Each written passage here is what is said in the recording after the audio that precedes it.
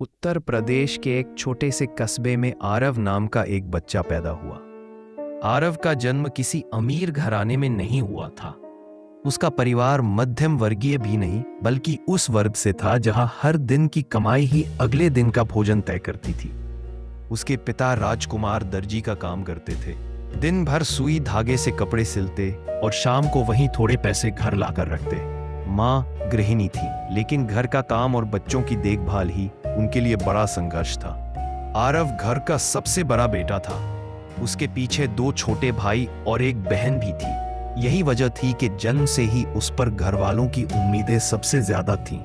बचपन में जब बच्चे खेलों में खोए रहते, आरव से अक्सर कहा जाता, बेटा तुम बड़े हो, तुम्हें समझदारी दिखानी होगी। आरव भी बाकी बच्चों की तरह दौड़ना, खेलना, हंसना चाहता था, लेकिन कई बार जब वह गली के बच्चों के साथ खेल में मग्न हो जाता तो माँ की आवाज आती, आरव दूध ले आना दुकान से, आरव जरा पापा को चाय देकर आओ, आरव बहन को स्कूल छोड़ आओ। धीरे धीरे उसने महसूस किया कि उसका बचपन दूसरों जैसा नहीं है। वह पूरी तरह मासूमियत में डूब नहीं सकता था, क्योंकि घर की छोटी छोटी जिम्मेदारियां उसके कंधों पर थीं। आरव का दाखिला पास के सरकारी स्कूल में हुआ। स्कूल की फीस भले ही कम थी, लेकिन कॉपी, किताबें, यूनिफॉर्म, जूते सब कुछ पैसों पर ही निर्भर था। पापा कई बार कहते, बेटा अभी नई किताबें नहीं खरीद सकते, इस बार तुम्हें सेकंड हैंड से काम चलाना होगा। क्लास में जब दोस्त चमचमाती नई किताबें और बैग लेकर आते तो आरव के मन में थोड़ी हीन भावना होती, लेकिन वह खुद को समझाता, पढ़ाई से फर्क पड़ता है, चीजों से नहीं। पर यह समझ उसके छोटे दिल में कितनी गहरी चुभन छोड़ जाती थी, ये कोई नहीं जानता था। लोग अक्सर उसके पिता से कहते, राजकुमार भाई बड़ा बेटा है ना आपका, पढ़ लिख कर घर का सहारा बनेगा। आरव ये बातें सुन लेता। कभी कभी उसे लगता कि जैसे वह पैदा ही इसलिए हुआ है ताकि सबकी उम्मीदें पूरी कर सके। बचपन का भार उसके नन्हे कंधों पर बहुत जल्दी लाद दिया गया। आरव को क्रिकेट बहुत पसंद था। वह सपना देखता कि एक दिन बड़ा खिलाड़ी बनेगा, लेकिन जब भी गली में बैट बॉल लेकर खेलने जाता तो पिता कहते, बेटा ये सब खेल तुम्हें रोटी नहीं खिलाएंगे, पढ़ाई करो, मेहनत करो, तभी कुछ बन पाओगे। धीरे धीरे उसने महसूस किया कि सपने देखने की आजादी भी लड़कों के पास उतनी नहीं होती। उनसे कहा जाता है, सपना ऐसा देखो जो घर का बोझ हल्का करे, ना कि बढ़ाए। एक बार स्कूल में उसकी टीचर ने पूछा, आरव बड़े होकर क्या बनना चाहते हो? बाकी बच्चों ने बड़े शौक से कहा, डॉक्टर, इंजीनियर, पायलट, क्रिकेटर। लेकिन आरव चुप रहा। टीचर ने डांटते हुए कहा, बोलो बेटा, तुम्हें भी कुछ तो बनना होगा। आरव ने धीरे से कहा, मैं बस इतना बनना चाहता हूं कि मेरे घर वालों को तंगी ना झेलनी पड़े। क्लास हंस पड़ी, लेकिन वह मासूम जवाब उसकी अंदरूनी लड़ाई को बयान कर गया। आरव ने बहुत जल्दी समझ लिया कि लड़कों की जिंदगी आसान नहीं होती। एक तरफ उनसे उम्मीद की जाती है कि वे परिवार का सहारा बने, और दूसरी तरफ उनके अपने सपने कुचल दिए जाते हैं। लेकिन इन सब के बीच उसने यह भी जाना कि संघर्ष इंसान को मजबूत बनाता है। आरव का बचपन यही सीखते सीखते गुजरा कि लड़कों के लिए खेल से ज्यादा काम मायने रखता है, सपनों से ज्यादा जिम्मेदारियां मायने रखती हैं, और मासूमियत से ज्यादा समझदारी। बचपन का मासूम दौर बीत गया। अब आरव किशोर अवस्था में प्रवेश कर चुका था। उम्र 14-15 साल की थी। यह वह समय होता है जब हर लड़के लड़की का मन सपनों, भावनाओं और नए अनुभवों की ओर खींचता है। लेकिन आरव की जिंदगी में सपनों का खाका कुछ अलग ही था। स्कूल की पढ़ाई मुश्किल होती जा रही थी। मैथ्स, साइंस, इंग्लिश, हर विषय में अच्छा प्रदर्शन करने की उम्मीद की जाती। समाज की नजरें भी लड़कों से कहती हैं, लड़की चाहे पढ़ाई में पीछे रह जाए, लेकिन लड़का कभी पीछे नहीं रहना चाहिए। पड़ोस के अंकल अक्सर उसके पापा से कहते, राजकुमार जी बेटा है आपका, इसे मेहनत से पढ़ाओ, यही तो कल आपको संभालेगा। आरव जब ये सुनता तो उसे लगता जैसे वह एक इंसान नहीं, बल्कि घर के लिए कोई भविष्य की मशीन है, जिसे पढ़ाई करके पैसा कमाना ही है। क्लास में उसके कई दोस्त अच्छे घरों से थे। उनके पास स्मार्टफोन थे, अच्छे कपड़े, कोचिंग क्लासेस और सभी सुविधाएं।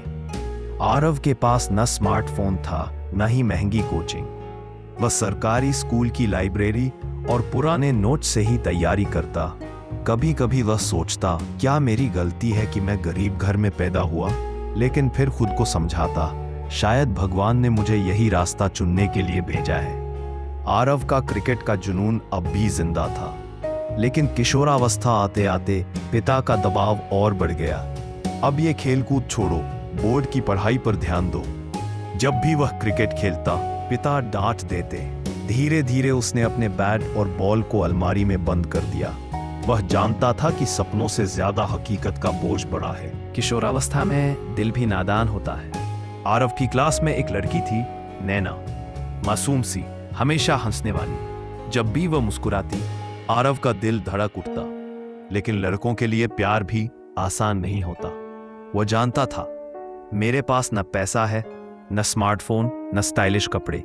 मैं नैना को इम्प्रेस नहीं कर सकता। फिर भी दिल की चाहत तो चाहत ही होती है। कई बार वह सोचता, काश मैं भी उसकी नजर में खास होता। लेकिन हकीकत उसे बार बार याद दिलाती, लड़के को पहले घर संभालना होता है, प्यार बाद में। पिता अब और सख्त हो गए थे। जब भी दोस्तों से बातें करने या देर तक पढ़ाई करने के बाद थक कर सो जाता तो डांट पड़ती, आरव ये समय सोने का नहीं है, हमारी आंखों में सपने मत दिखाओ, पढ़ाई में ही मेहनत करो। भी कहती, बेटा तुम ही हमारे घर की उम्मीद हो, तुम्हें ही अपने भाई बहनों के लिए अच्छा करना है। आरव महसूस करता कि वह केवल खुद के लिए नहीं पढ़ रहा। उसकी मेहनत सिर्फ उसकी नहीं, पूरे परिवार की जिंदगी बदलने के लिए थी। कई बार वह छत पर लेटकर तारों को देखता और सोचता, लड़कियों के पास कम से कम अपने सपनों और दिल की बात कहने का हक होता है। लेकिन लड़कों को हमेशा मजबूत बनकर जीना पड़ता है, चाहे अंदर से कितना भी टूटा हो। वह अपनी डायरी में लिखता, मैं रो नहीं सकता क्योंकि मैं लड़का हूं। मैं हार नहीं मान सकता क्योंकि सब मुझ पर निर्भर है। मैं थक नहीं सकता क्योंकि थकना कमजोरी कहलाती है। आरव अब धीरे धीरे समझ चुका था कि किशोरावस्था उसके लिए मासूम सपनों का नहीं बल्कि संघर्ष का समय है। उसे अपने शौक, अपनी पसंद, यहाँ तक कि अपनी भावनाओं को भी दबाना पड़ रहा था। लेकिन इस दबाव ने उसे और मजबूत बनाया। उसने ठान लिया, मैं अपनी मेहनत से साबित करूंगा कि लड़कों की जिंदगी भले ही कठिन हो लेकिन असंभव नहीं। कॉलेज का माहौल स्कूल से बिल्कुल अलग था। वहां लड़के लड़कियां फैशनेबल कपड़ों में, स्मार्टफोन और बाइक के साथ आते। आरव जब पैदल कॉलेज पहुंचता या कभी कभी पुरानी साइकिल से जाता तो दोस्तों की नजरें उसका मजाक उड़ाती। कई बार वह चुपचाप कैंटीन के कोने में बैठता जहां बाकी लोग बर्गर और पिज्जा खाते थे और वह घर से लाई हुई रोटियां निकाल कर खाता। उसके मन में कसक होती, काश मैं भी उनके जैसा होता। लेकिन वह जानता था कि हकीकत अलग है। उसके पिता की सिलाई की दुकान से बस इतना ही आता था कि घर का गुजारा हो सके। कॉलेज में हर कोई अपनी पढ़ाई के साथ साथ भविष्य की योजनाओं पर चर्चा करता। कोई कहता मैं MBA करूंगा, कोई कहता मैं विदेश जाऊंगा। लेकिन आरव के दिमाग में सिर्फ यही बात घूमती, मुझे जल्द से जल्द नौकरी करनी है ताकि घर के हालात सुधर सके। उसने कई पार्ट टाइम नौकरियां ढूंढी, किसी कोचिंग में बच्चों को पढ़ाना, किसी दुकान पर अकाउंट का हिसाब रखना या फिर ट्यूशन लेना।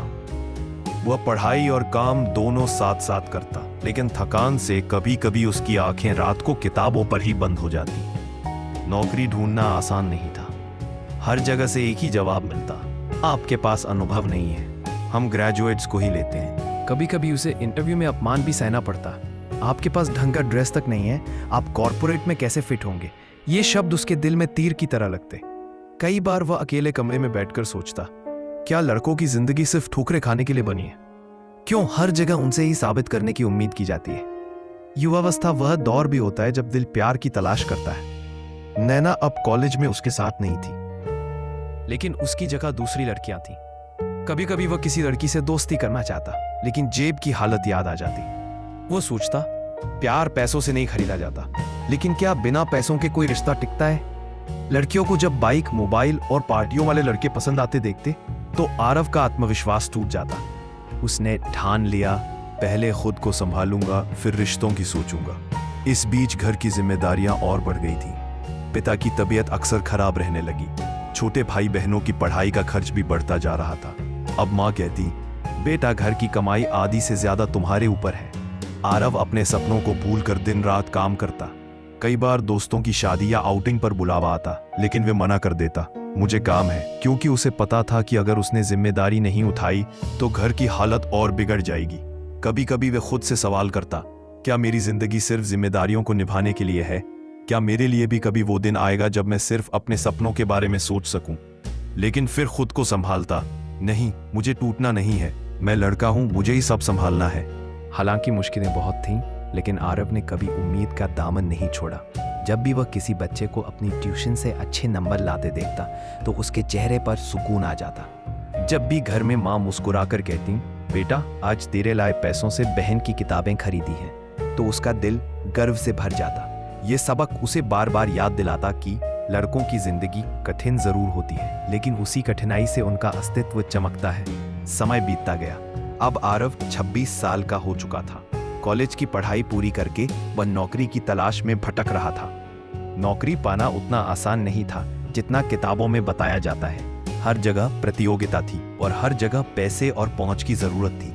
कई सालों तक प्रयास करने के बाद उसे एक प्राइवेट कंपनी में छोटी सी नौकरी मिली।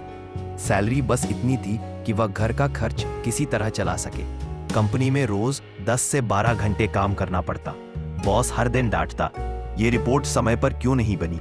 तुम्हारी स्पीड इतनी धीमी क्यों है? आरव आज भी मेहनत कर रहा है। उसके सपने शायद पूरे ना हो, लेकिन उसका परिवार मुस्कुराता है क्योंकि वह जान चुका है कि लड़कों की जिंदगी की कठिनाइयां ही उनकी असली ताकत है।